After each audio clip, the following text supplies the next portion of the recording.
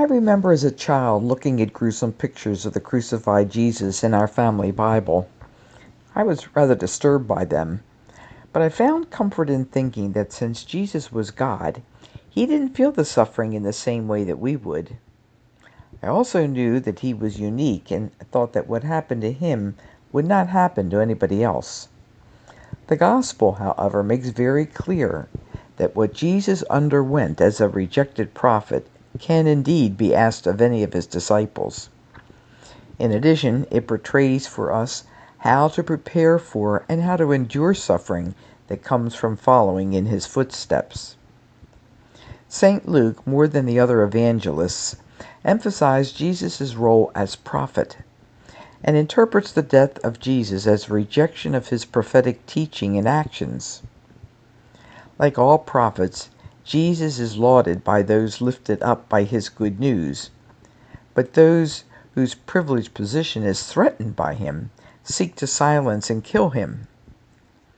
In the Passion narrative, we see Jesus facing deadly opposition and struggling one final time to discern what is the way to obediently bring his prophetic mission to completion. He prepares his disciples for his own death, instructing them at the Last Supper and modeling for them how they are to act as they continue his prophetic mission. At Gethsemane, St. Luke has Jesus kneeling upright, not prostrate on the ground as Matthew and Mark portray him. He is in agony, which means intense struggle, like an athlete straining every muscle, sweating profusely. He can see what will be the consequences if he stays the course. He still has an option to retreat over the Mount of Olives and into the Judean desert.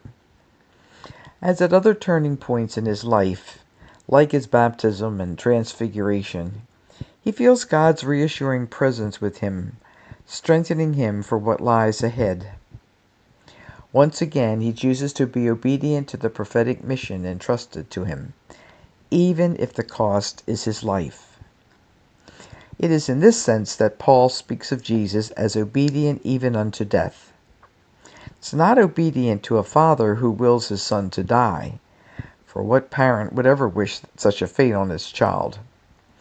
Rather, Jesus' obedience is to divine love for all humanity, and to the prophetic mission to release all those who are bound by sin and suffering, bringing jubilee freedom to all. It is a costly love that impels him. The Last Supper, Jesus interprets his impending death, saying to his disciples, "This is my body given for you." In Luke, this gift is not one act that is thought to atone for sins, but rather a lifelong self-surrender in service to the least.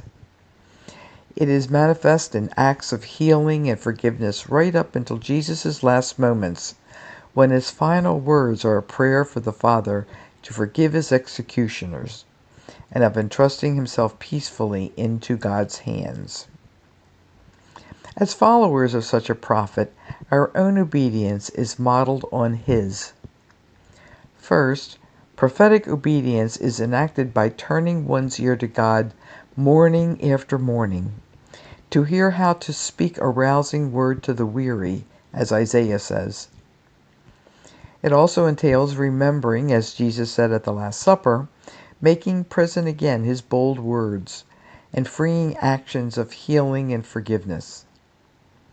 As servant leaders, it also means going, like the Galilean women, to the places of death, keeping watch in solidarity with the crucified peoples of our world, and continuing to protest the machinery of death, even as we ourselves risk falling victim to it.